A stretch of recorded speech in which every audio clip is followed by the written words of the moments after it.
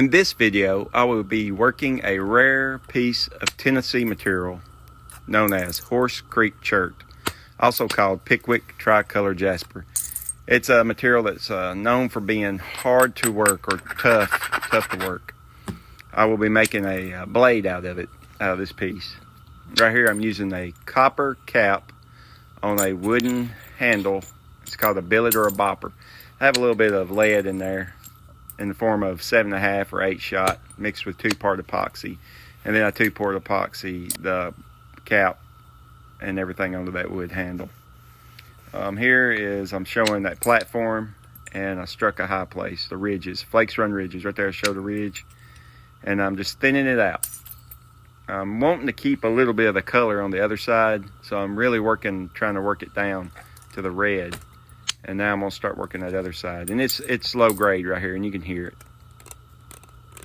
Sounds like I'm rubbing on a rough stone or a piece of sandpaper, and that's the low grade. So I'm knocking that off. I'm getting rid of that. I'm trying to get rid of it. You can see the platform I just ground with my grindstone, and I struck it with my billet. Ideally, you want the flakes to go halfway or more when thinning the piece. Right there, I'm setting up a platform so I can work that. Yeah, see, I'm showing I'm gonna work it off. Flakes run across and work it off.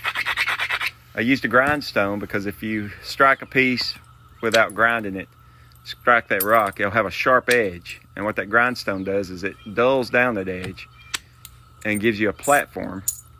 Therefore, what happens is the billet is able to hit that platform and transfer the energy into the rock and release the flake. Right here, I'm having a little, it's a tough piece.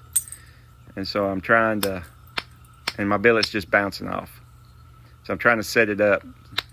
So I thought I'd go to a smaller billet. Maybe a smaller point of contact would be better, but it's just bouncing off. It's just a tough piece of rock.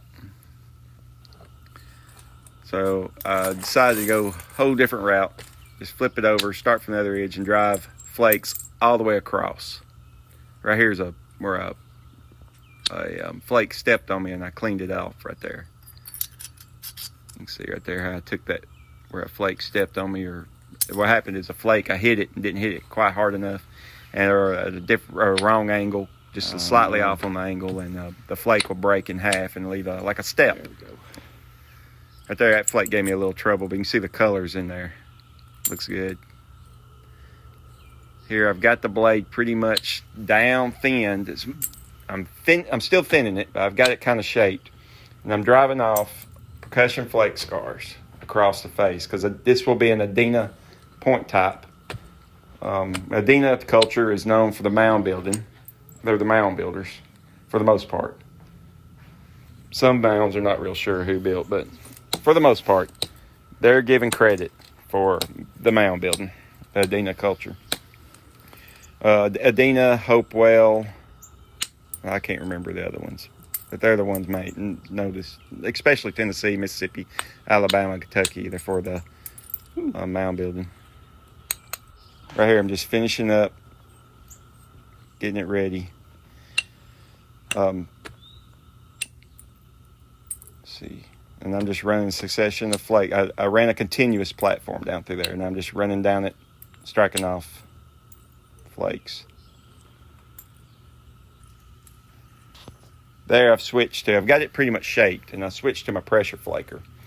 Indians would have used, or Native Americans would have used a antler tine, and on the billet, instead of using a copper cap on a wooden handle, they would have used the main beam of a white-tailed deer. In Tennessee, we didn't have moose, and we might have had elk, but for the most part, it was white-tail antlers is what they used. Stone, a hammer stone, and white-tail antlers.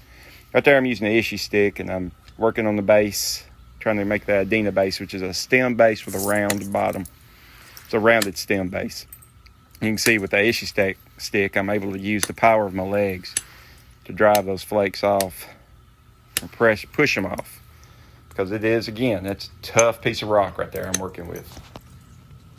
I got the blade finished, and you can see the base, that rounded stem base, and I'll show it a little better here in a minute. You can see that classic color, that black. Yeah, my hands got red, so did my pants, got a little dirty working that red rock. And then you see the classic colors, that black yellow, and red on it. And I stuck it up on a piece of driftwood, and there it is displayed on the end of my mantle. Hope you enjoyed.